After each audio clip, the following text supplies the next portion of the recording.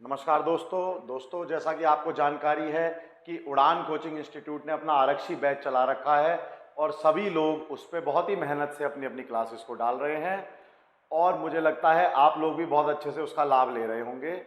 दोस्तों, आज मैं मैथ्स की आपके सामने तीसरी क्लास लेके आया हूँ। रेशो प्रोपोर्शन में तीसरी क्लास है ये हमारी। उम्मीद करता हूँ आप सभी लोगों ने मेरी रेशो प्रोपोर्शन की दोनों क्लासेस देख ली होंगी, उनको समझ लिया होगा। और तीसरी क्लास, क्योंकि मैं दो क्लासेस में बिल्कुल बेसिक क्वेश्चंस लेके आता हूं, हर टाइप के क्वेश्चन कवर करना चाहता हूं। इस क्लास में भी मैं 2 या 3 टाइप के और फर्दर क्वेश्चंस को कवर करूंगा। देखिए, पूरा रेशो प्रोपोर्शन जो दोस्तों मैंने कंटेंट डिवाइड किया है वो 8 या 9 टाइप में मैंने उनको डिवाइड किया है। यही मेजर टाइप्स हैं जो आपके एग्जाम्स में आती हैं और इन्हीं में से कहीं ना कहीं आपको क्वेश्चंस मिल जाएंगे। तो बिना किसी देरी के इसको शुरू करते हैं और बड़े ही आराम से, बड़े ही मजे से क्वेश्चंस को पूरा करेंगे। वीडियो को पूरा कंप्लीट एंड तक देखिएगा, आपको बहुत ही मजा आने वाला है और बहुत ही नई चीज पता लगेगी जिससे कि आप बड़े आराम से अपनी तैयारी को आगे बढ़ा सकेंगे। तो शुरू करते हैं अपना रेशो प्रोपोर्शन का क्लास तीसरी। तो देखिए, पहला टाइप, जो चौथा टाइप यानी इस क्लास का जो पहला टाइप है और हमारा टोटल चौथा टाइप है, वो है व्यय और बचत पर आधारित। व्यय और बचत पर आधारित। तो देखिए दोस्तों, मैं इसमें पहले इंट्रोडक्शन दे देता हूं आपको थोड़ा सा। होता क्या है, एक होता है हमारी इनकम।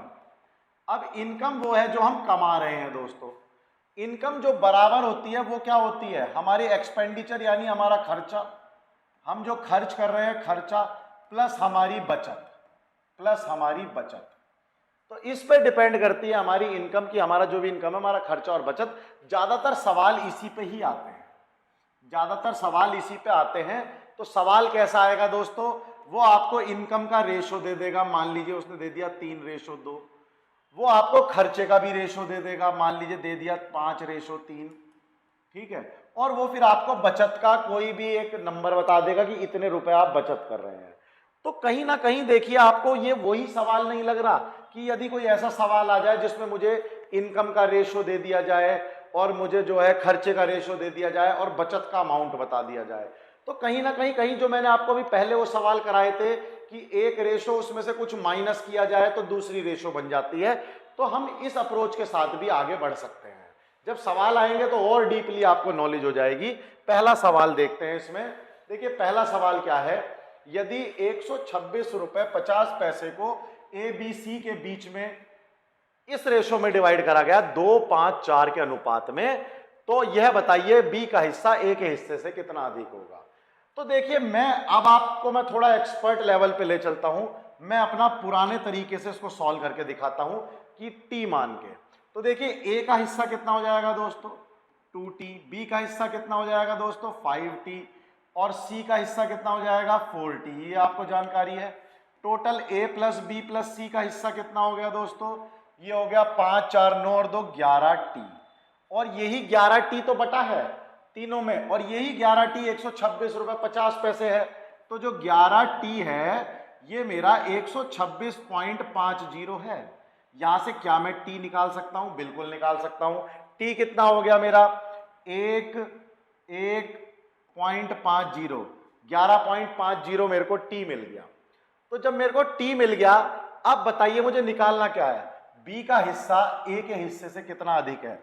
b के पास कितना हिस्सा आया, b के पास 5t हिस्सा आया। a के पास कितना हिस्सा आया दोस्तों, a के पास 2t हिस्सा आया। तो b का अधिक कितना है, b माइनस a कर दीजिए। b माइनस a करते ही आपने क्या करा, 5t माइनस 2t यानी 3t मेरा उत्तर आ गया।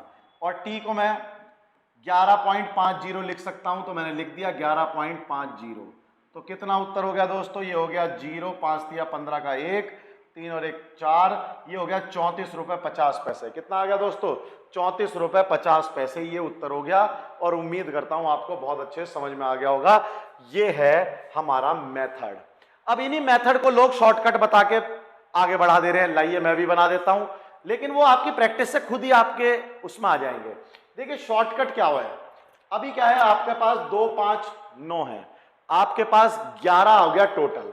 तो 11 रेशो बराबर कितना हो गया, 126.50। एक रेशो किसके बराबर हो गया, एक रेशो हो गया आपका किसके बराबर, 11.50। आपको अंतर किसका निकालना है बताइए, बी का ए से। तो कितना रेशो निकालना है आपको? बी का ए से का मतलब 5 माइनस 2, 3 का रेशो। तो 3 रेशो किसके बराबर हो गया दोस्तों? फटाफट से बता दो, 34.50। वही काम है, बिल्कुल सेम वही काम है। कोई शॉर्टकट बता दे रहा है तो काम वही। अब मेरे दोनों बताने में बस एक जल्दी था, उसमें टी वगैरह नहीं लिखा, एक में टी लिख के आराम से करा। इतना ही तो अंतर आया, इतना ही तो अंतर आया। जब आपकी ये प्रैक्टिस बहुत बढ़िया हो जाएगी, आप खुद ही ये करने लग जाओगे, आप खुद ही ये करने लग जाओगे। 34.50 आंसर है। कंसेप्ट की तरफ बढ़ो, कंसेप्ट से शॉर्टकट खुद निकल जाएंगे। शॉर्टकट पे मत जाओ, उससे कोई भला नहीं होना। आगे बढ़ते हैं। ए और बी की वार्षिक आय 3:2 के अनुपात में है, जबकि उनके व्यय का अनुपात 5:3 है। यदि वर्ष के अंत में प्रत्येक 1000 रुपए बचत है तो ए की वार्षिक आय। अब देखिए बिल्कुल सेम जो मैं आपको समझाना चाह रहा था वो यह क्वेश्चन में उसने खुद ही दे दिया। तो अब आप इसको समझिए क्वेश्चन क्या है। बिल्कुल बेसिक से समझेंगे तो आपको समझ में आएगा कि ये ए और बी की वार्षिक आय हमें दी गई है, ठीक है। वार्षिक आय को मैं अगर x मान लूं तो ए की आय कितनी हो गई? 3x, बी की आय कितनी हो गई? 2x, ठीक है। उसमें से अगर मैं आय में से, ये है आय, अगर आय में उसने क्या दिया है? 1000 रुपए दोनों बचाते हैं, तो बचत को माइनस कर दूं, बचत को माइनस कर दूं तो खर्चा आ जाएगा। बचत कितनी है? बचत कितनी है? 1000 है ए की और 1000 ही है बी की। तो सवाल वही बन गया। सवाल क्या बन गया बताइए? 3x माइनस 1000 बटे 2x माइनस 1000 बराबर किसके? बराबर कितना रेशो दे रखा है? 5:3। और इस सवाल को आप बहुत भली भांति जानते हो, ये आप कर चुके। इन सवालों को आप चाहे तो डायरेक्टली ऐसे मल्टीप्लाई करके, क्रॉस मल्टीप्लाई करके, एक्स करके सॉल्व कर लीजिए, और नहीं तो इन्हें ही शॉर्टकट की ट्रिक दे दी कि क्रॉस मल्टीप्लीकेशन से इसको आप सॉल्व कर सकते हो। क्रॉस मल्टीप्लीकेशन मेथड क्या था मैं वो भी लिख देता हूं। देखिए 3:2 यहां लिख दिया, चेंज वाला रेशो नीचे लिख देते हैं, मैं आपको बता चुका हूं 5:3, और यहां पर हम लिख देते हैं माइनस के 1000, क्योंकि माइनस करा, और माइनस के 1000। क्रॉस मल्टीप्लाई का मतलब ये हो गया इसकी मल्टीप्लाई इसमें, इसकी मल्टीप्लाई इसमें, जो काम वहां कर रहे हो यही करना है। ये हो गया 9, ये हो गया 10। इसका डिफरेंस इधर उधर करके डिफरेंस निकालते थे, इसका डिफरेंस आ गया 1। यहां पर आ जाओ दोस्तों, ये कितना हो गया बताइए?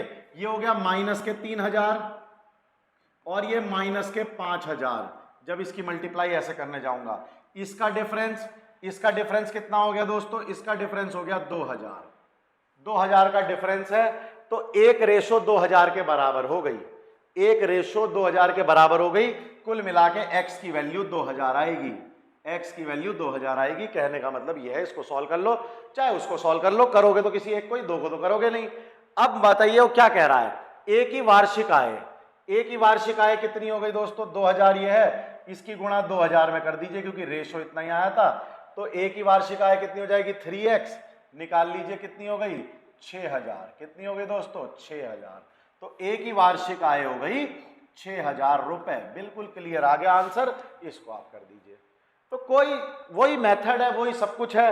अब आप खुद ही तेजी से करने लग जाओगे सवालों को। अगला देखिए, अगला देखिए, यदि ए, बी और सी की वार्षिक आय 1:3:7 के अनुपात में है, और ए और सी की कुल आय कितनी है? 8 लाख, तो बी की मासिक आय निकालो। देखो यहां पढ़ लेना जरूर, वहां सबसे ज्यादा जरूरी चीज ये क्या है? सब वार्षिक में देखे, मासिक में पूछ लिया, और उम्मीद करूंगा कि ऑप्शन भी वो उसमें भी देगा, वार्षिक में भी देगा और मासिक में भी देगा, और तुम सवाल गलत कर जाओगे। ये छोटी छोटी चीजें हैं जो हमारा गलत करा देती है। अब आप इसको अपने शॉर्टकट से कर सकते हो। क्या कह रहा है वो? 8 लाख आय है किसकी? ए और सी की मिला के। तो ए और सी का रेशो कितना है दोस्तों? अब मैं एक्स ना लेके डायरेक्ट ले लूं। 8 रेशो जो है, 8 रेशो किसके बराबर है? 8 लाख के। 8 रेशो किसके बराबर है? 8 लाख के। 1 रेशो किसके बराबर हो जाएगा? यानी एक्स बराबर 1 लाख के। 1 लाख के बराबर हो गया दोस्तों। तो वो क्या कह रहा है? बी की मासिक आय, बी कितना मतलब 3 का निकालना है, तो 3, यानी बी की मासिक आय कितनी हो गई? बी की मासिक आय 3 गुणा रेशो, 3 गुणा रेशो का मतलब 3 लाख। 3 लाख तो उसकी सालाना आय हो गई, 3 लाख उसकी सालाना आय हो गई, क्योंकि ये वार्षिक दी गई थी साल भर की। मंथ की निकाल दो तो b/12 कर दो, ये उसकी मंथ की आय होगी, एक मंथ में वो इतना कमाता है, मंथली आय निकालनी थी। तो 3 लाख 3 लाख/12, 3 लाख/12 कर देंगे। आप इसको काट लीजिए 6 से, 6 दूनी और 6 पंजे 30, तो ये हो गया 0 और 1 2 3, फिर काट लीजिए तो ये कितना हो जाएगा 25, 25,000, 25,000 बिल्कुल निकल के आ गया आपका उत्तर। 25,000 को टिक कर दीजिएगा, ये लीजिए। हो सकता है वहां पर ऑप्शन आपके पास 3 लाख भी हो, क्योंकि आप तो देखोगे आंसर 3 लाख तुरंत टिक करोगे, जबकि उसने पूछी कितनी है, मासिक वेतन, मासिक वेतन पूछा है उसने। तो इस चीज का बिल्कुल ध्यान रखना। ये सवाल इसलिए इंपॉर्टेंट है, इसलिए मैं लेके आया हूं, क्योंकि ये गलती ना कर दे बच्चा मेरा। चलिए आगे बढ़ते हैं। अब देखिए क्या है अगला सवाल, देखो ए बी और सी का मासिक वेतन मंथली इतना है, 2:3:5 के अनुपात में है। यदि सी का मासिक वेतन ए से 12,000 रुपए अधिक है तो बी की वार्षिक वेतन निकालिए। सी का मासिक वेतन ए से कितना अधिक है, सी का ए से दे रखा है, बताइए, बिल्कुल क्लियर है। तो इसका मतलब 5 - 2 रेशो किसके बराबर दिया हुआ है, 12,000 के। एक्स करके भी निकालोगे तो एक्स की वैल्यू यही आएगी। तो कितना हो गया दोस्तों, 3 रेशो का मतलब कितना हो गया, 12,000 हो गया, नहीं एक्स की वैल्यू। तो रेशो किसके बराबर आ गया बताइए, रेशो आ गया हमारा 4,000। रेशो किसके बराबर आ गया, 4,000। तो बी का वेतन कितना हो गया, बी का मंथली वेतन 3x, तो बी का मंथली वेतन कितना हो गया, 12x हो गया, यानी 12,000। 3x का मतलब 12,000। इसका सालाना निकाल दीजिए, सालाना कितना हो जाएगा बी का, 12 गुणा 12,000, 12 गुणा 12,000, तो 1,44,000 इसका हो जाएगा, 1,44,000, 1,44,000 हमारा। बिल्कुल सिंपल। अब तो आप सेकंडों में सवाल करोगे, एक्स के मेथड से कर लो। इसको क्या मानो, ए का मासिक वेतन 2x, 3x, 5x, फिर 5x - 2x, 3x बराबर 12,000, x बराबर 4,000, x बराबर 4,000, बी का वेतन कितना, 12,000, सालाना कितना, गुणा 12, 1,44,000। ओरल कर दोगे अब सवालों को, उंगलियों पे करने लग जाओगे, उंगलियों पे। आगे बढ़ो। ए और बी की आय का अनुपात 5:3 है। अब देखो 2 का अनुपात दे रखा है उसने, ए और बी का दोनों का अनुपात कितना है, 5:3। ए बी और सी का खर्च 8:5:2 है के अनुपात में है। यदि सी 2,000 रुपए खर्च करता है और बी 700 रुपए बचाता है तो ए कितना बचाता है, तो ए कितना बचाता है, इस सवाल को हम करेंगे। देख लीजिए सवाल बहुत बढ़िया है। तो दोस्तों बेहद इंपॉर्टेंट सवाल है, इस पे इंपॉर्टेंट लिख लो पहले तो, तभी इसको आगे बढ़ाएंगे। इंपॉर्टेंट किस लिए है मैं आपको बता देता हूं, क्योंकि इसमें एक जानकारी तो हमें दे रखी है इनकम के वाले रेशो की, और एक जानकारी हमें दे रखी है खर्चे वाले रेशो की।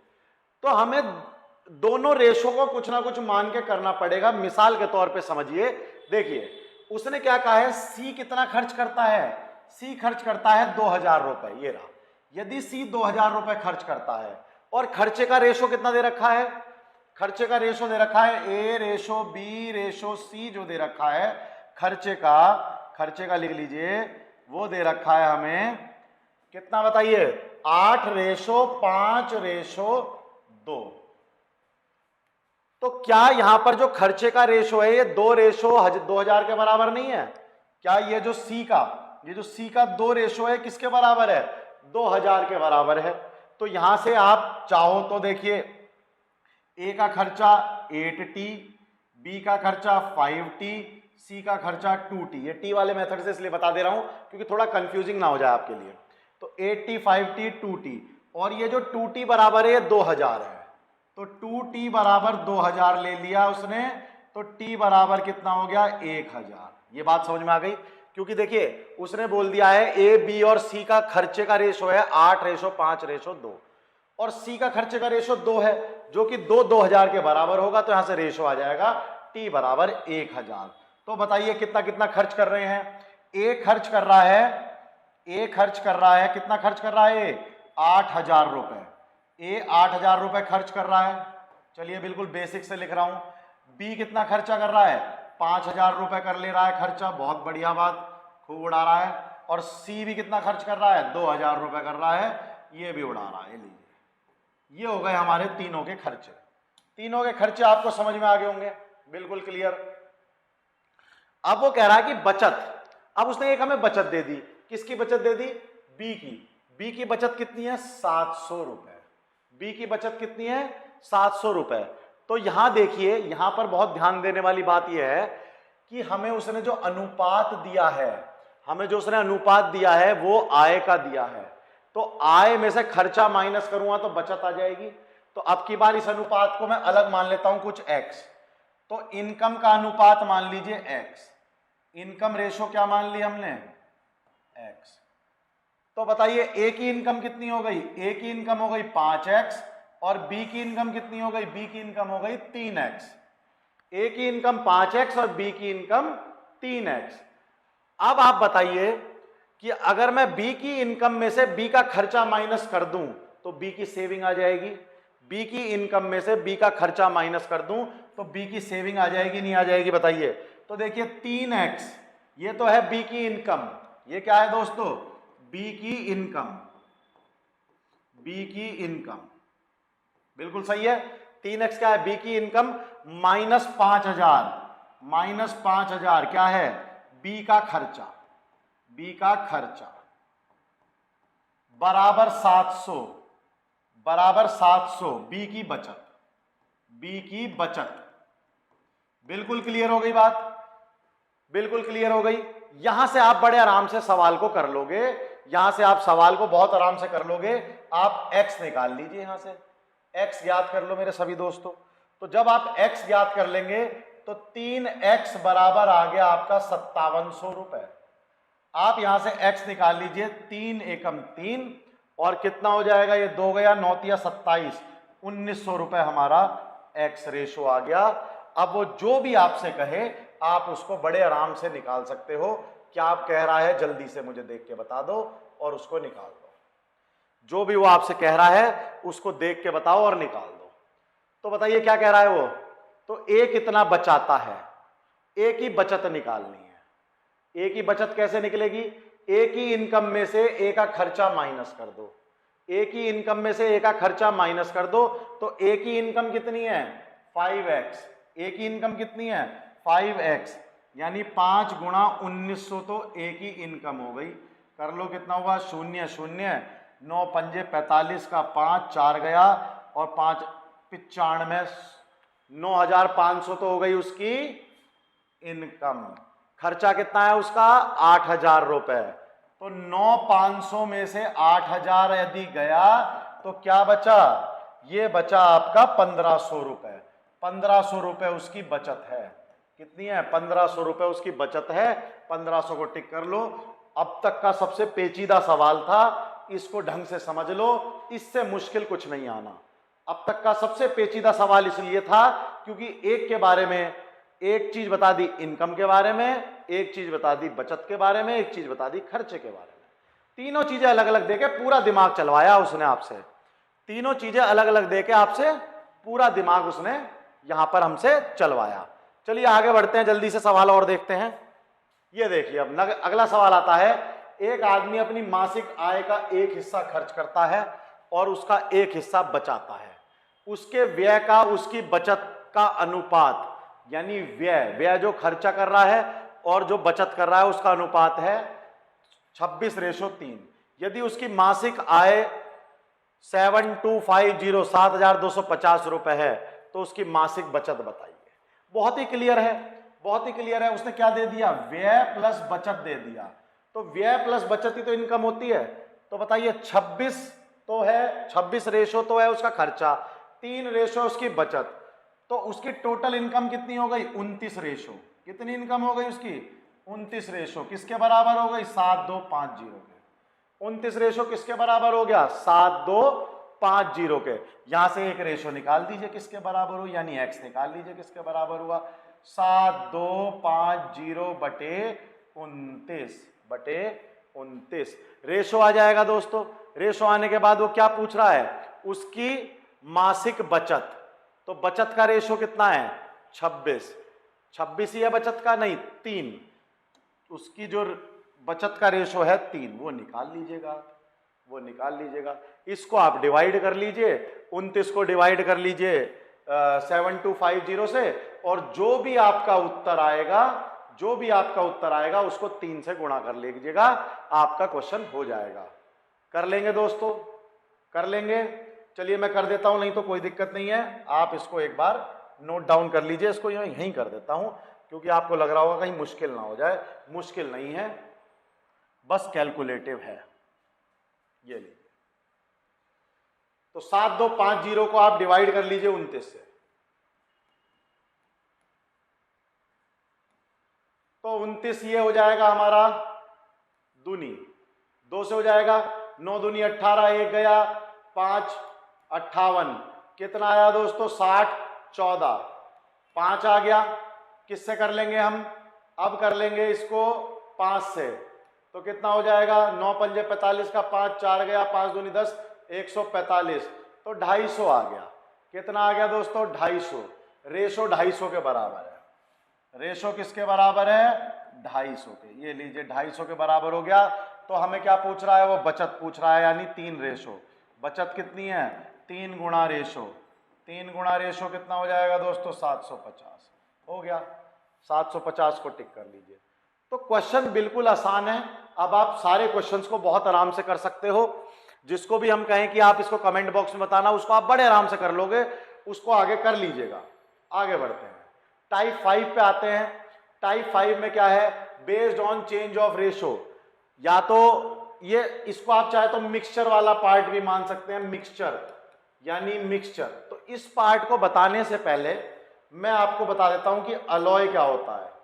अलॉय क्या होता है, देखिए अलॉय का मतलब होता है 2 धातुओं का मिक्सचर। एलॉय का मतलब होता है 2 धातुओं का मिक्सचर, ठीक है। जैसे मान लीजिए धातु ए धातु बी के साथ मिली रहेगी,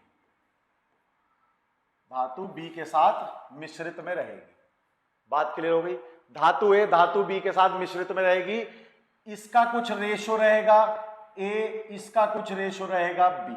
यानी दोनों जरूरी नहीं है बराबर बराबर मात्रा में हो, दोनों जरूरी नहीं है बराबर बराबर मात्रा में हो, अलग अलग रेशो में होगा। उनको मिक्स होके जो बनेगा उसको बोलते हैं एलॉय। उनको मिक्स होके जो बनेगा उनको बोलेंगे एलॉय। एलॉय 2 से मिक्सचर भी हो सकता है, 3 से मिक्सचर भी हो सकता है, यह कितने से ही मिक्सचर हमारा हो सकता है, ठीक है। आगे बढ़ते हैं, अब इसको देखते हैं एलॉय क्या होते हैं और इसको कैसे सवालों करेंगे। देखिए एक 200 ग्राम मिश्र धातु, मिश्र धातु का मतलब एलॉय। एलॉय से याद कर लो आप बड़े आराम से इसको। में जस्ता, जस्ता का मतलब क्या हो गया, जस्ता का मतलब हो गया हमारा जिंक, जस्ता का मतलब हो गया हमारा जिंक। और तांबा, तांबा हो गया हमारा कॉपर। तो कहीं कॉपर लिखा रहेगा कहीं जिंक लिखा रहेगा, आप बड़े आराम से उसको कर लोगे। तो ये अलॉय जो है ये जस्ता यानी जिंक और कॉपर का एक अलॉय है जिसमें 5:3 में ये मिले हुए हैं, यानी 5:3 में मिले हुए हैं, ठीक है। 200 ग्राम लिया। अब वो कह रहा है अनुपात 3:5 बनाने के लिए पलटना है अनुपात, इसमें कितना ग्राम तांबा मिलाया जाए। आपको केवल तांबा मिलाना है, कितना ग्राम मिलाया जाए वो देखना है। तो देखिए इस प्रकार के सवालों को करने के लिए बहुत ही बेसिक कैलकुलेशन मैं आपको बताता हूं किस तरह से करनी है। देखिए मान लीजिए ये आपकी शुरुआत में अलॉय है 200 ग्राम, बिल्कुल बेसिक से चलेंगे। शुरुआत में अलॉय है 200 ग्राम। 200 ग्राम में से कितना आपका रेशो जो है वो ये बताइए जिंक है और कितना आपका कॉपर है। जिंक कितना है, कॉपर कितना है, निकल जाएगा। 200 ग्राम है, टोटल हिस्से कितने हैं 8, 8 में से 5 यानी 8:200 ग्राम के बराबर है। तो 8 रेशो किसके बराबर है आपका 200 ग्राम के। तो 1 रेशो निकल जाएगा, 1:200/8, 1:200/8 हो जाएगा। 4 से कर लीजिए, 4 दूनी 8, 50 और ये हो गया 25। एक रेशो किसके बराबर हो गया? 25 के। तो 25 का मतलब हो गया ये कितने में था? जिंक था 5 में और ये कितने में था? 3 में। अब बताइए कितना हो जाएगा? 125 ग्राम, बिल्कुल सिंपल है। 125 ग्राम तो जिंक है और 75 ग्राम कॉपर है। 75 ग्राम उसमें कॉपर है। 200 ग्राम में 125 ग्राम जिंक है, 75 ग्राम कॉपर है। पहला बड़े आराम से करा रहा हूं, बाद में फिर तेज कराऊंगा। ये बात समझ में आ गई? 200 ग्राम यदि 5:3 में थे तो 8 रेशो बनी, 8 रेशो 200 ग्राम के बराबर है। एक रेशो निकाल लोगे, एक रेशो के बाद 5 में ये हो गया और 3 में ये हो गया। बात क्लियर हो गई? अब इसमें क्या मिलाना है? अब इसमें हमें केवल तांबा मिलाना है। तांबा मिलाना है केवल हमें, ठीक है। तो हमें जब तांबा मिलाना है तो इसका मतलब हमें कॉपर मिलाना है। तो हमने क्या किया? हमने x ग्राम कॉपर मिला दिया। x ग्राम हमने कॉपर और मिला दिया। कितना कॉपर मिला दिया दोस्तों? x ग्राम, ठीक है। तो अब हमारा जो ओरिजिनल बना वो कितना हुआ? 125 ग्राम तो जिंक है और 75 प्लस x ग्राम कॉपर है। और नया रेशो कितना हो गया? पलट गया, 3:5 हो गया। नया रेशो कितना हो गया दोस्तों? 3:5। अब बहुत आराम से आप इसको सॉल्व कर सकते हो। 125 75 प्लस x और ये हो गया हमारा कितना रेशो बोला गया था दोस्तों? कितना बोला गया था? 3:5। ये बोला गया था 3:5। बिल्कुल बेसिक कैलकुलेशन, बिल्कुल बेसिक कैलकुलेशन, कोई जल्दबाजी नहीं, कोई कुछ नहीं। अब देखिए क्या करना है, अब क्रॉस मल्टीप्लाई करनी है। इसकी मल्टीप्लाई इसमें कर दीजिए तो कितना हो जाएगा? 5 पंजे 25, 25 2 गया, 5 दूनी 10 और 2 12, 1 गया और ये हो गया 625। और इधर आ जाइए, कितना हो जाएगा? 5 तिया 15, 1 गया, 7 तिया 21 और 22, 225 प्लस 3x, बिल्कुल यही होगा दोस्तों। इसको आप इधर ले जाइए, ये हो जाएगा 400 बराबर 3x। 400 बराबर 3x, x बराबर हो गया 400/3। 400/3। तो इस ग्राम में अगर आप मिला लेंगे 400/3 ग्राम, यानी इतना मिला दीजिए इसमें, आपका वो रेशो पलट जाएगा। आपका वो रेशो पलट जाएगा। देखिए बिल्कुल सवाल क्लियर हो गया होगा। तो कितना लेना है हमें? ये हमारा ऑप्शन आ गया 400/3। 133 सही, 1/3। तो ये जो भी सवाल आएंगे उसमें आपको क्या करना है, उसमें पहले जो भी ग्राम दिया गया हो, अभी मैं आपको कोई शॉर्टकट नहीं बता रहा, मिक्सचर और एलिगेशन जब कराऊंगा ऐसे ऐसे शॉर्टकट बता दूंगा इसके, लेकिन पहले बेसिक ये सब मिक्सचर एलिगेशन में दोबारा आएगा। रेशो प्रपोर्शन में आया तो रिवीजन और बढ़िया आपका होना तय है, आपका तय है रिवीजन होना। तो 200 ग्राम को आप डिवाइड कर लीजिए, इसी रेशो में डिवाइड कर लिया तो आपको ये पता चल गया हमारे इसमें जो मिश्र धातु है कितना जिंक है कितना कॉपर है। जब आपको ये पता चल गया, आप उसने कहा कॉपर मिला दो, मैंने मिला दिया, जो उसने कहा मैंने कर दिया। फिर नया अनुपात उसने बताया, मैंने बराबर रख के निकाल लिया, मैंने बराबर रख के बिल्कुल निकाल लिया। आगे सवाल देखते हैं, अगले सवालों में क्या आएगा। अगले सवाल देखिए, एसिड के 30 लीटर मिश्रण में, एसिड के 30 लीटर मिश्रण में एसिड और पानी का अनुपात 2:3 है। मिश्रण में कितनी मात्रा में पानी मिलाया जाना चाहिए ताकि एसिड और पानी का अनुपात 2:5 हो जाए? बिल्कुल सेम क्वेश्चन है, एक और ट्राई करिए, आप बड़े आराम से कर दोगे। बिल्कुल सेम क्वेश्चन है। देखिए 30 लीटर का मिश्रण है, ये मिश्रण मान लिया मैंने 30 लीटर। अब 30 लीटर में एसिड, पहले है एसिड, फिर है वाटर, पानी, वाटर, कितना कितना है? 2:3 में है, 2:3, तो टोटल 5 रेशो हो गया। 5 रेशो बराबर 30 लीटर है, 1 रेशो बराबर कितना हो जाएगा? 6 लीटर। तो बताइए यहां पर कितना है? 2 रेशो और यहां पर कितना है? 3 रेशो। तो कितना हो गया बताइए? 12 लीटर एसिड और 18 लीटर पानी। 12 लीटर एसिड, 18 लीटर पानी, थोड़े दिन बाद डायरेक्ट ही करने लग जाओगे। मिश्रण में कितनी मात्रा में पानी मिलाया जाए? मिला दो जी पानी x, कितनी मात्रा में मिला दिया जाए? x। कि अब की बार एसिड और पानी का रेशो 2:5 हो जाए, यानी 12/18 प्लस x, ये नया अनुपात कितना आ गया? 2/5। अब बेसिक समझ में आने लग जाएगा। अब बड़े आराम से इसको सॉल्व कर लीजिए दोस्तों। इधर हो गया 60, तो ये तो आया 60 बराबर 36 प्लस 2x।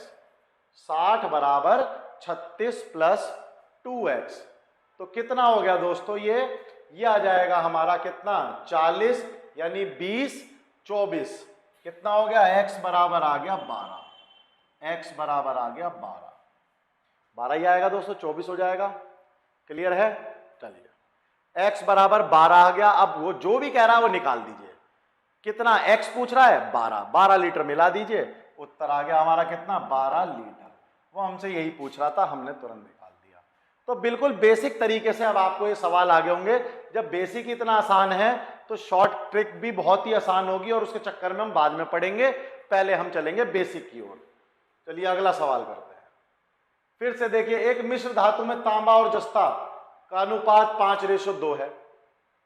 यदि 17 किलोग्राम 500 ग्राम मिश्र धातु में, कितना है मिश्र धातु? 17 500 में हमने कितना किलो जस्ता मिलाया? 1.250।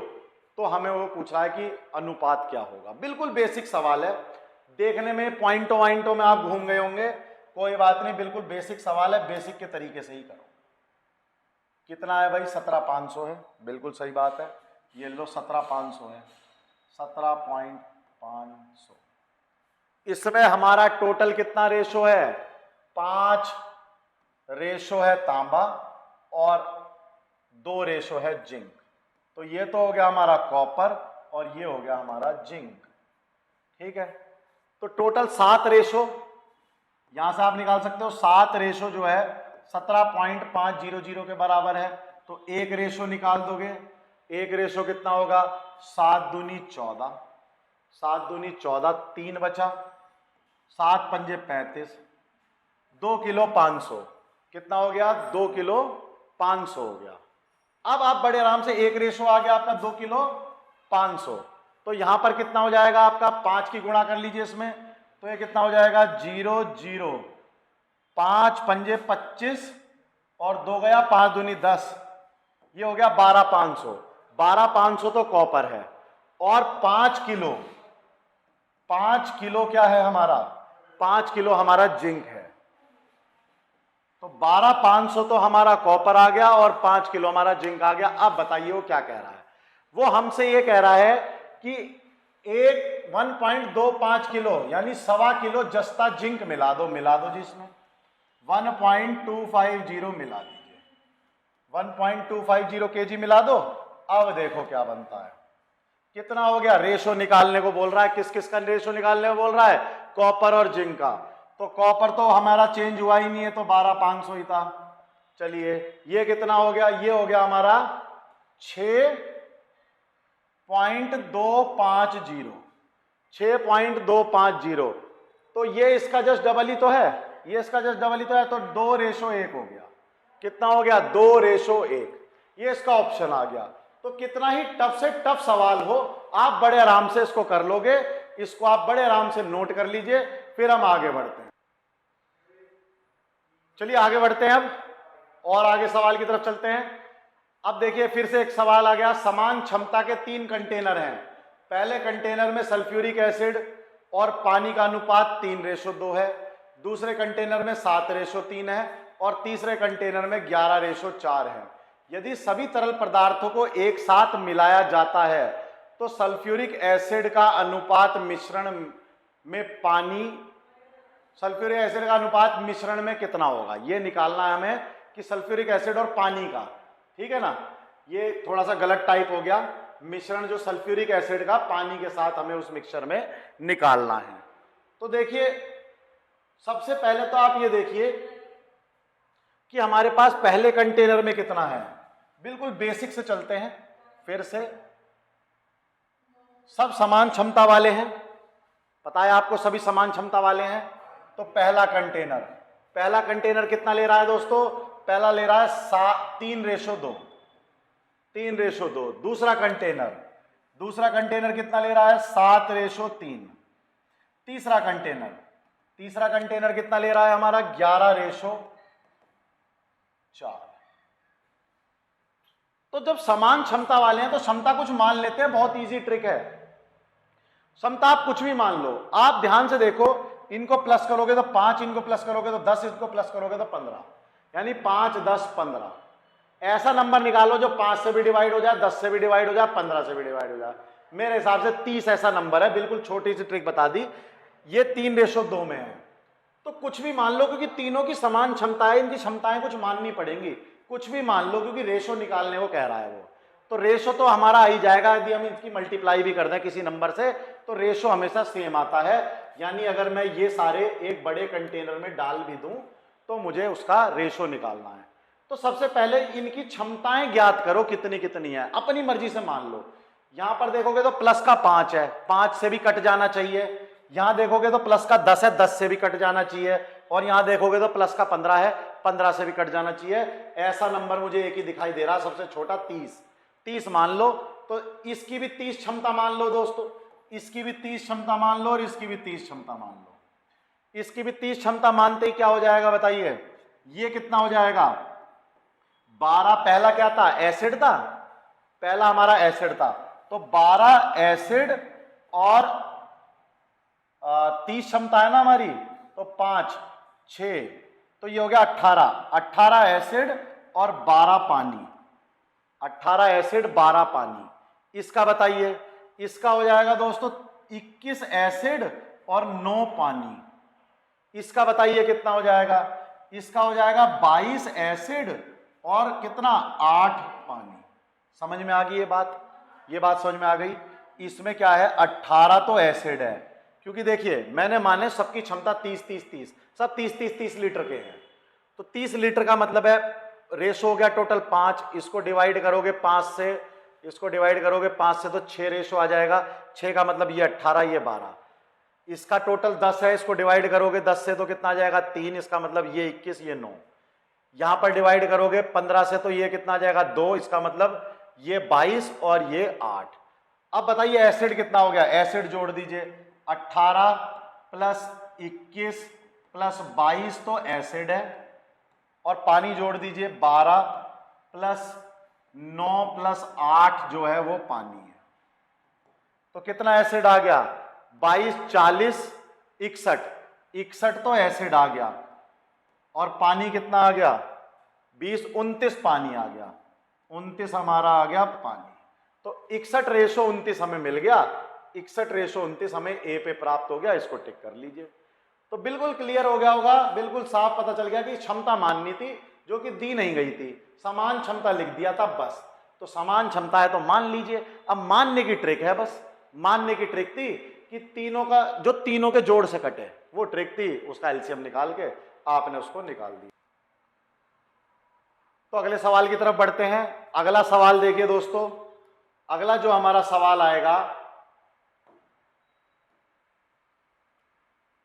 देखिए दो मिश्र धातु ए और बी में जिंक और टिन का अनुपात क्रमशः 5:2 है, और दो मिश्र धातु हैं ए और बी, उनका हमें अनुपात दे रखा है। क्वेश्चन को देख लेते हैं पहले, ये लीजिए, दो मिश्र धातु हैं ए और बी, दोनों में जो अनुपात है जिंक का और टिन का, वो हमें दिया हुआ है पहले वाले में 5:2 और दूसरे वाले में बी में दिया हुआ है हमें Zn और टिन का, ये हमें दिया हुआ है 3:4। 3:4। 7 किलोग्राम मिश्र धातु ए, ये कितना है 7 किलोग्राम, और 21 किलोग्राम मिश्र धातु बी, ये कितना है 21 किलोग्राम, को एक साथ मिलाकर एक नई धातु बनाई गई। नई धातु में जिंक और टिन का अनुपात निकाल दीजिए। बहुत ही सरल तरीके से हो जाएगा। आप देखिए ये रेशो कितना है, 7 रेशो। 7 रेशो बराबर है 7 kg के। एक रेशो बराबर किसके हो जाएगा, 1 kg। तो 5 kg जिंक है, 2 kg टिन है, पहला वाला काम पूरा हो गया। 5 kg ए में। अब यहां पर आ जाइए, यहां भी कितना है, 7 रेशो है। 7:21 के बराबर है, तो 1 किसके बराबर हो जाएगा? 3 के। तो 9 केजी तो जिंक है और 12 केजी टिन है, 12 केजी टिन है।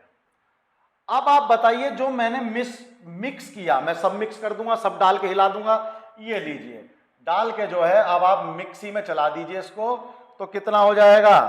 ये हो जाएगा, देखिए 5 जिंक कितना हो जाएगा? जिंक को देखो 5 केजी प्लस 9 केजी, 5 केजी इससे आया ए से और 9 केजी आया बी से। टिन कितना आएगा? टिन कितना आ जाएगा दोस्तों? टिन आ जाएगा हमारा 2 केजी, तो हमारा यहां से आया, और ये पे बी उसका हो गया एस एन है, एस एन 2 केजी यहां से आया, और यहां से आया 12 केजी, ये आ गया 12 केजी। तो देखिए कितना हो गया? जेडन हो गया हमारे पास 14 केजी, और हमारे पास टिन हो गया 14 केजी।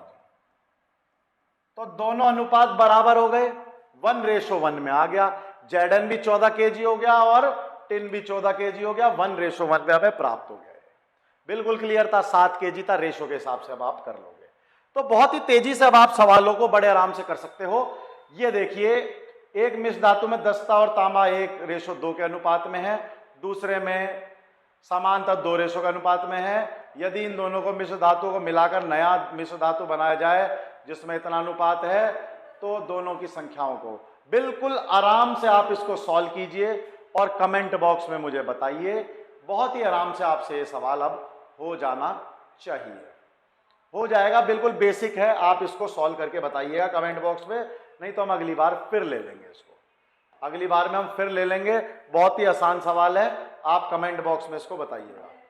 आगे चलते हैं। 3 कक्षाओं में विद्यार्थियों का अनुपात 2:3 है। यदि प्रत्येक कक्षा से 20 छात्र छोड़ के चले गए तो अनुपात 4:5:7 हो गया। वृद्धि से पहले कुछ छात्रों की संख्या कितनी थी? अपना वो वाला तरीका याद करो कि 2 से ही काम हो जाएगा। फिर आपको कमेंट बॉक्स की बात बता रहा हूं, कर लेना खुद से, वो 2 से ही काम हो जाना चाहिए। कैसे? बिल्कुल बेसिक, 2 से कर लो। 2:3, 4:5, और कितने छात्र छोड़ के गए? -20 क्रॉस मल्टीप्लाई कर लो, ये लो, बिल्कुल क्लियर। कितना हो गया? 10, कितना हो गया? 12, कितना गैप आया? 2 का। यहां पर कितना हो गया? -80, यहां पर कितना हो गया? -100, कितने का गैप आया? 20 का। 2 का गैप 20 के बराबर है, तो 1 किसके बराबर हो गया? 2 का जो डिफरेंस है वो बराबर है 20 के, तो 1 का डिफरेंस किसके बराबर हो जाएगा? 10 के। तो रेशो जो आ गया, x की वैल्यू 10 आ गई। तो पहली कक्षा में 20 छात्र थे, दूसरी कक्षा में 30 छात्र थे। ठीक है, तो बताइए, पहली कक्षा में 20 छात्र तो 10 आ गया, तो 2:3:5, यानी वृद्धि से पहले इस कक्षा में कितने? 20 छात्र, इस कक्षा में 30 छात्र, इस कक्षा में 50 छात्र, 100 छात्र हमारे टोटल हो गए। बिल्कुल बेसिक सवाल क्रॉस से ही हो गया, बिल्कुल बेसिक सवाल क्रॉस से ही हमारा हो गया। अब हम आगे बढ़ते हैं। एक स्कूल में छात्रों की कुल संख्या 660 थी। लड़कों और लड़कियों के बीच अनुपात 13:9 था। कुछ दिनों बाद 30 लड़कियां स्कूल में शामिल हो गई और कुछ लड़कों ने स्कूल को छोड़ दिया, और लड़के और लड़कियों के बीच का नया अनुपात 6:5 हो गया। स्कूल छोड़ने वाले लड़कों की संख्या, मैं आपको इसका बेसिक बता देता हूं, आप इसको बड़े आराम से खुद से सॉल्व कर सकते हैं। देखिए सवाल क्या है। सवाल है, एक स्कूल में छात्रों की कुल संख्या कितनी है? 660। तो ठीक है, स्टूडेंट ले लेते हैं। स्टूडेंट कितने हैं दोस्तों? 660। अब 660 में से हमें बॉयज और गर्ल्स का रेशो दे रखा है, लड़के और लड़कियों के बीच का अनुपात दे रखा है बॉय और गर्ल का। ये है 13 और ये है 9, यही दिया हुआ है 13 और 9। इसका मतलब 13 और 9 का मतलब हो गया 22। 13 और 9 का मतलब कितना हो गया दोस्तों? 22। 22 रेशो बराबर है 660 के। 22 रेशो बराबर है 660 के। एक रेशो बराबर कितने के हो जाएगा? 30 के। एक रेशो बराबर हो जाएगा 30 के। तो बताइए, 270 तो लड़कियां हो गई और 13 तिया 39, 390 लड़के हो गए। अब वो कह रहा है कि 30 लड़कियां स्कूल में शामिल हुई, बिल्कुल शामिल कर लेते हैं 30 लड़कियों को। ये लीजिए टोटल लड़कियां 300 हो गई, और कुछ लड़के छोड़ के चले गए। ये लीजिए बिल्कुल कुछ लड़के जो थे वो छोड़ के चले गए, x मान लिया, तो 390 माइनस x हो गया। अब वो कह रहा है अनुपात, नया अनुपात 6:5 हो गया। लड़के और लड़कियों का अनुपात जो है वो 6:5 हो गया। बड़े आराम से सवाल को सॉल्व करके मुझे जल्दी से बता दो कितना आएगा। 390 माइनस x बटे 300 बराबर 6/5।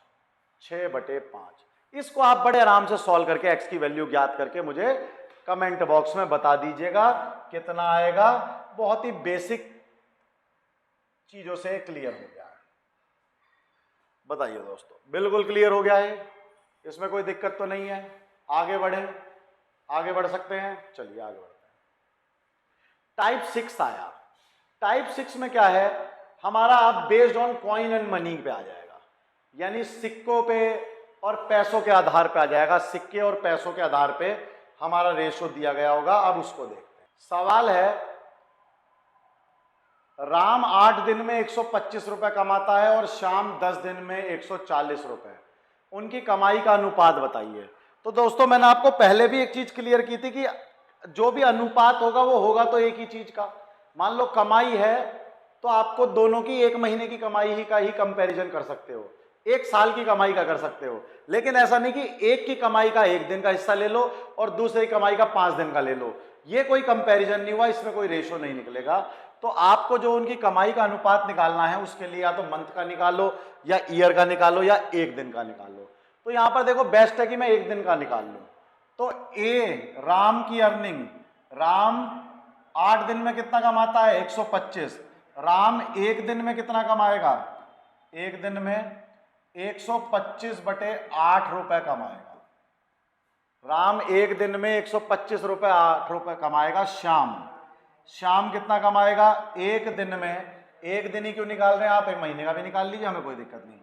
1 दिन में 140/10 का हिसाब से रुपए कमाएगा। अब इनको कंपेयर किया जा सकता है। राम और श्याम का जो रेशो है वो है 125/8 रेशो 140/10। अब आपको पता है फ्रैक्शन में नहीं छोड़ने, फ्रैक्शन में तो आंसर भी नहीं मिलता। फ्रैक्शन में नहीं छोड़ने तो इनका एलसीएम ले लीजिए। 8 और 10 का एलसीएम आपको ज्ञात होगा, कितना है निकाल लीजिए, नहीं ज्ञात तो 40 आएगा। 8 और 10 का एलसीएम निकाल लीजिए 2, तो ये कितना हो जाएगा 4 और 5, तो 40 आ जाएगा। 40 से गुणा कर दीजिए, क्योंकि किसी भी गुणा करने से कोई फर्क नहीं पड़ता रेशो पे, दोनों सेम अगर आप गुणा कर रहे हो तो देखिए 125 का यदि हम गुणा करेंगे 40 से तो नीचे 8 कट जाएगा, 8 पंजे 40, रेशो 140 गुणा 4। यहां से आप बड़े आराम से इसका रेशो निकाल सकते हो। इनका रेशो ज्ञात करके इनको सॉल्व कर लीजिएगा। इनका रेशो ज्ञात कर लोगे और इनको सॉल्व कर लीजिएगा, क्वेश्चन हो जाएगा। तो बहुत ही आसान तरीके से ये सवाल हो गया हमारा। अगले सवाल की तरफ चलते हैं। अगला सवाल देखिए, एक मनी बैग में 1 रुपए के सिक्के, 2 रुपए के सिक्के और 5 रुपए के सिक्के हैं। यदि सिक्कों की संख्या का अनुपात 4:3:2 है और बैग में कुल धनराशि 500 रुपए है, तो 2 रुपए वाले सिक्के कितने हैं। 2 रुपए वाले सिक्के निकालने हैं। बहुत ही आराम से सवाल को करेंगे, ज़्यादा टेंशन लेनी नहीं है इन सवालों में। देखिए कैसे। सबसे पहले 1 रुपए का सिक्का, फिर यहां पर है 2 रुपए का सिक्का और यहां पर है 5 रुपए का सिक्का। ठीक है, 1 रुपए का सिक्का, 2 रुपए का सिक्का, 5 रुपए का सिक्का। अनुपात कितना है, अनुपात है इनका 4:3:2। तो यदि मैं टी भी मान लूं, मान लेता हूं, तो टी से हो गया 4t, 3t और 2t। टोटल सिक्के हो गए। तो टोटल सिक्के मेरे पास कितने हैं, इतने सिक्के हैं। लेकिन टोटल से मुझे फायदा नहीं है, मैं धनराशि देखूंगा। टोटल सिक्के का अनुपात से मुझे कोई फायदा नहीं, मुझे धनराशि देखनी है। मेरे पास 500 रुपए इकट्ठे हो गए। अब जब 4t सिक्के 1 रुपए के हैं मान लो 20 सिक्के 1 रुपए के हैं तो 20 गुणा 1 कर दोगे। मान लो 30 सिक्के 1 रुपए के हैं तो 30 गुणा 1 कर दोगे। मान लो 40 सिक्के 1 रुपए के हैं तो 40 गुणा 1 कर दोगे। तो आपका रुपया आ जाएगा अमाउंट आ जाएगा। अमाउंट कितना आएगा? 4t सिक्के हैं 1 रुपए के तो 4t गुणा 1 कर दो, ये आ गया अमाउंट। अब मेरे पास मान लो 10 सिक्के हैं 2 रुपए के तो 10 गुणा 2 कर दिया, अमाउंट आ गया 20 रुपए हो गए। मेरे पास मान लो 30 सिक्के हैं 2 रुपए के तो 30 गुणा 2 कर दिया, 60 रुपए हो गए। मेरे पास 3t सिक्के हैं 3t तो कितना हो जाएगा? 3t गुणा 2, ये मेरा अमाउंट आ गया। बात समझ में आ रही है? मेरे पास 5 रुपए के 2 सिक्के हैं 10 रुपए हो गए। मेरे पास 5 रुपए के 10 सिक्के हैं, 10 गुणा 5 कर दिया।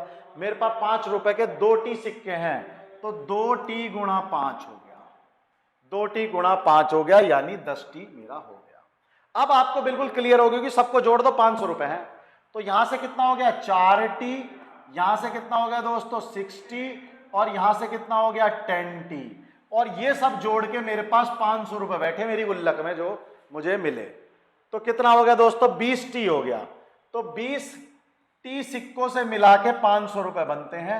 t बराबर निकाल लीजिए कितना होगा? t बराबर हो जाएगा हमारा 25 रेशो आ गया मेरे वैल्यू। अब वो क्या पूछ रहा है? 2 रुपए वाले की धनराशि पूछ रहा है, वो आपसे सीधा सीधा 60 पूछ रहा है। तो 6 गुणा 25 कर दीजिए, आपका आंसर आ जाएगा। आपसे धनराशि तो पूछ रहा है कि 2t सिक्कों की वो है हमारी 6t, तो 6 गुणा 25, 6 पंजे 30, 6 दूनी 12 और 3 15, 150 रुपए है भाई उसके पास। 2 रुपए वाले 2 रुपए वाले 150 रुपए हो गए। बात समझ में आ गई? बिल्कुल क्लियर है ये। इसको इसी तरह से करने हैं। सिक्के बना लिए हमने। यहां पर हमने क्या लिख लिया? कितने हमारे पास नंबर ऑफ कॉइन है, नंबर संख्या कॉइनों की। क्या लिख लिया? संख्या कॉइनों की, संख्या कॉइन की। और यहां पर हमने लिख लिया उससे बनना अमाउंट, उसे बना हुआ अमाउंट। आगे बढ़ जाइए। बैग में 3 प्रकार के सिक्के हैं, रुपए के सिक्के, 50 पैसे के सिक्के, 25 पैसे के सिक्के, कुल 175 सिक्के हैं। यदि प्रत्येक प्रकार के सिक्कों का कुल मूल्य समान है तो बैग में कुल राशि क्या है? यानी हर एक टाइप के जो सिक्के हैं सबसे वैल्यू सेम आ रही है। फिर बना लेते हैं। हमारा तो बिल्कुल बेसिक से शुरू करते हैं, ज्यादा जल्दबाजी हम करते नहीं है। पहले बेसिक से शुरू करो, उसके बाद आगे बढ़ेंगे। पहले 1 रुपए का सिक्का, 1 रुपए का सिक्का। फिर उसके बाद कितना आया? 50 पैसे का सिक्का। फिर उसके बाद कितना आया? 25 पैसे का सिक्का। अब तो पैसे चलते भी नहीं, पता नहीं सवाल क्यों दे रहे हैं अब तक। ठीक है, अब देखिए वो कह रहा है कि हमारे पास कुल 175 सिक्के हैं। हमारे पास कुल 175 सिक्के हैं, लेकिन हर प्रकार के सिक्कों का मूल्य समान है। हर प्रकार के सिक्कों का मूल्य हमारा समान है। तो देखिए मान लीजिए इसके x सिक्के हैं, इसके y सिक्के हैं, इसके z सिक्के हैं। भाई इसके x सिक्के हैं, इसके y सिक्के हैं, इसके z सिक्के हैं, और सब सिक्कों का ये नंबर ऑफ कॉइन है, ये नंबर ऑफ कॉइन है, ये नंबर ऑफ कॉइन है। और ये अमाउंट निकाल लो कितना आया। अमाउंट कितना हो जाएगा दोस्तों? यहां से हो जाएगा x गुणा 1, यहां से हो जाएगा y बटे 2, और यहां से हो जाएगा 25 पैसे को करोगे तो z बटे 4, यही तो होगा, z बटे 4। और ये सब बराबर है। ये सब कैसा है? बराबर है। भाई x सिक्के 1 रुपए के तो x ही रुपये बन गए, y सिक्के 50 पैसे के तो आधा अमाउंट बना, और z सिक्के 25 के तो 1/4 अमाउंट बना। ये तो बेसिक कैलकुलेशन लगा लोगे, बिल्कुल लगा लोगे ना। चलो, और ये सब बराबर है। बराबर है तो x y z का रेशो आप निकाल दीजिए। x y z का जो रेशो है, x plus y plus z जो है हमारा गिवन है 175, x plus y plus z जो है हमारा गिवन है 175। यहां से आप इसको t मान लीजिए, क्योंकि जब भी कोई दिक्कत होती है तो हम t मानते हैं। तो x बराबर t आ गया, x बराबर t, y बराबर 2t और z बराबर 4t, z बराबर 4t वहां रख दीजिए। x जो है मेरे पास, x जो है मेरे पास t है, y का वैल्यू आ गया 2t और z का वैल्यू आ गया 4t, रख दीजिए। तो कितना आ गया दोस्तों? t plus 2t plus 4t बराबर 175। 4 और 2 6 और 1 7, 7t बराबर 175 आ गया। t का मान ज्ञात कर लेना। कितना हो जाएगा दोस्तों? 7 दूनी 14 और 7 पंजे 35, 25 आ गया t का मान। 25 आ गया।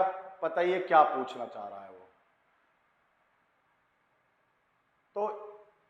तो बैग में कुल धनराशि कितनी है? बैग में कुल धनराशि कितनी है? कुल धनराशि निकाल लीजिए। एक निकाल लीजिए, तीनों के आ जाएंगे। एक निकाल लीजिए, तीनों बराबर ही तो हैं। तो बताइए टी 25 आया, टी 25 आया तो एक्स, ये लीजिए थोड़ा सा आपको मैं, चलिए तो देखिए दोस्तों टी आ गया 25। 25 टी आने का मतलब है आपका एक्स की वैल्यू कितनी हो गई? एक्स का अमाउंट कितना हो गया? टी यानी 25। वाई कितना हो गया आपका? वाई कितना था? 2t। वाई कितना था दोस्तों? 2t। तो वाई 2t था तो t हो गया, ये भी 25 ही हो जाएगा, अमाउंट तो सेम ही है। और ये भी 25 हो जाएगा। z 4t था बटे 4, तो कितना हो जाएगा? सब t तो माना था, ये भी 25। तो तीनों 25 25 25 हो गए। तो 25 25 25 का मतलब 75 रुपए। भाई तीनों बराबर ही तो हैं। t बराबर 25 आ गया, xt है तो y भी t होगा, z भी t होगा, और ये तीनों बराबर अमाउंट होंगे। तो ये हो गए हमारे।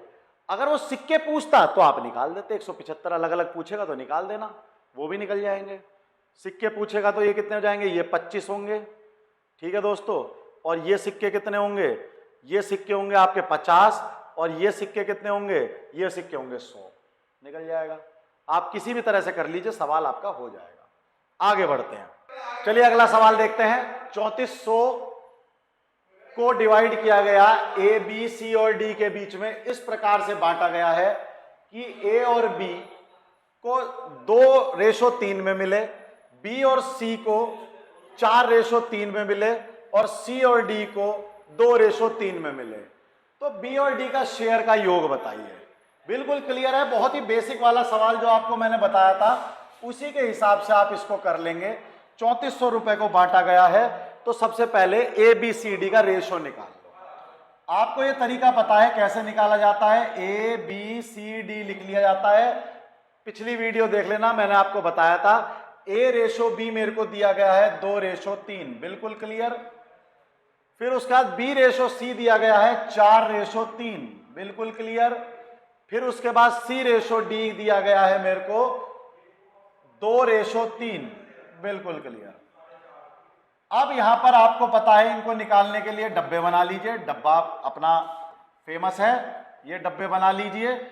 अब यहां पर आप 3 लिख लीजिए, यहां 3 लिखा जाएगा, 3 लिखा जाएगा। लीजिए यहां भी 3 लिखा जाएगा, यहां 4, यहां 2 और 2, बहुत आसानी से काम हो गया। 4 दूनी 8 दूनी 16। यहां पर आ जाओ, 4 तिया 12 और 2 24। यहां आ जाओ, 3 तिया 9 और 2 18। यहां पर आ जाओ, 3 तिया 9 तिया 27। ये लीजिए सारा रेशो आ गया। काटना चाहो कट सकता हो तो काट देना, नहीं तो ए रेशो बी रेशो सी रेशो डी आ गया। और ये सारा मिला के 3400 रुपए है। तो इसको टी मान लीजिए, चाहे आप 16t plus 24t plus 18t plus 27t बराबर 3400 रुपए है, बराबर 3400 रुपए है दोस्तों। यहां से टी का मान निकाल लीजिएगा। निकाल लीजिए टी का मान 27, 18, 24 और 16। 6 4 10 18, 18 25 का 5 2 गया, 2 2 4 5 6 7 8, 85 हो गया दोस्तों। 85 को आप कर लीजिए, 85t बराबर हो गया 3400। 85t बराबर हो गया 3400, तो t बराबर हो गया 3400 बटे 85। तो यहां से आप बड़े ही आराम से इसको निकाल सकते हैं। डिवाइड कर लीजिए, ये लीजिए हम डिवाइड कर देते हैं 3400 और 85 को। तो ये हमारा 3 से चला जाएगा, 3 पंजे 15 और 1 8 के 24 और 1 25। कितना बचा दोस्तों? 5। और यहां पर हमारा बचेगा 3, और ये कितना हो जाएगा? 8।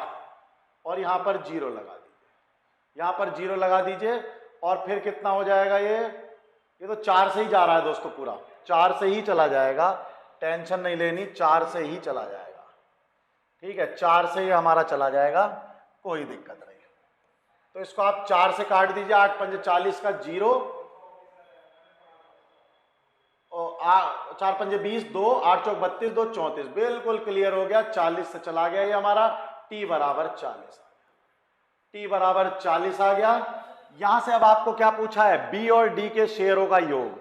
b और d का मतलब 24t और 27t, 24t और 27t, 24t और 27t का योग निकाल लीजिए, कितना होगा, ये हो जाएगा हमारा 51t। 51t का मतलब हो गया दोस्तों 51 गुणा 40, तो कितना हो गया ये, 4 और 20, 2040 रुपए हमारा बी और डी का योग आ गया। इसको बिल्कुल सर्कल